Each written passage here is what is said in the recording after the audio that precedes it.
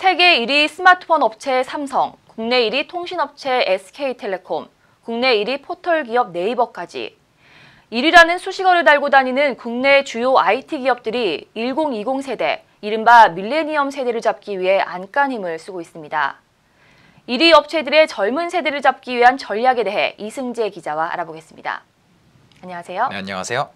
네, 이승재 기자. 네. 우선은 삼성 소식부터 알아보죠. 네. 예, 이번에 새로 출시되는 제품이 특히 젊은 세대를 겨냥하는 기능이 강화됐다고요. 네, 그렇습니다. 삼성전자는 다음 달 11일 말레이시아에서 중가 스마트폰인 갤럭시 A 신제품을 공개합니다. 이 자리에는 삼성 스마트폰 사업을 담당하는 고동진 사장도 참석할 정도로 관심이 쏠리고 있는데요. 특히 주목되는 건 바로 카메라입니다. 이번 신작은 삼성 스마트폰 가운데 최초로 후면 카메라 렌즈가 4개 탑재될 걸로 알려졌기 때문인데요. 고 사장은 최첨단 기술이 탑재된 합리적인 가격의 스마트폰을 통해서 10대와 20대를 공략하겠다고 밝혔습니다.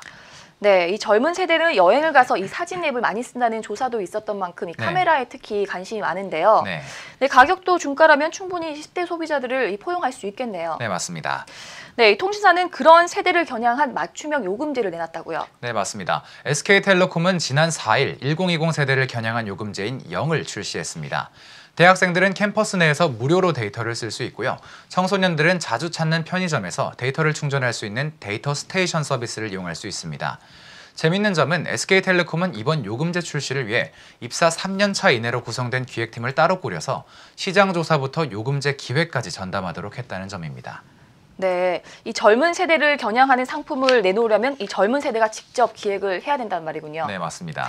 네, 입사 3년 차도 아니고 아예 또 신입사원으로만 꾸린 팀이 있는 기업도 있다고요. 네, 맞습니다. 그게 바로 네이버입니다. 신입사원들로만 구성된 스테이션 제로라는 조직을 통해 젊은 층의 서비스 이용 행태를 분석해서 서비스에 반영을 하고 있는데요. 한성숙 대표가 직접 보고를 받을 정도로 기업 내에서 관심을 많이 받는 부서입니다. 네이버는 또 최근 1020 세대를 겨냥한 이미지, 동영상 서비스 업데이트도 단행할 정도로 젊은 세대의 촉각을 곤두세우고 있습니다.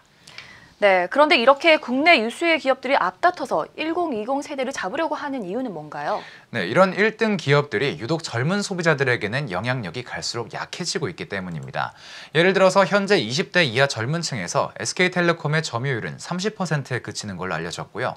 스마트폰의 경우에도 저렴한 중국산 제품을 쓰는 경우가 늘고 있습니다. 저렴한 스마트폰, 중국산 스마트폰에 알뜰폰 요금제를 갖고 무엇을 하느냐? 바로 유튜브를 보는 겁니다.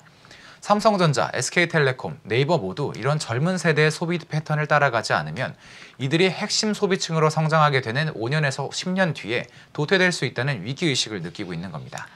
네, 아무리 현재 1위를 차지하고 있는 굴지의 대기업이라 해도 기술과 소비 패턴이 워낙 빠르게 변화하다 보니 안주할 수가 없는 것 같습니다. 1020 세대를 잡기 위한 1위 기업들의 분투에 대해 이승재 기자와 알아봤습니다. 고맙습니다. 고맙습니다.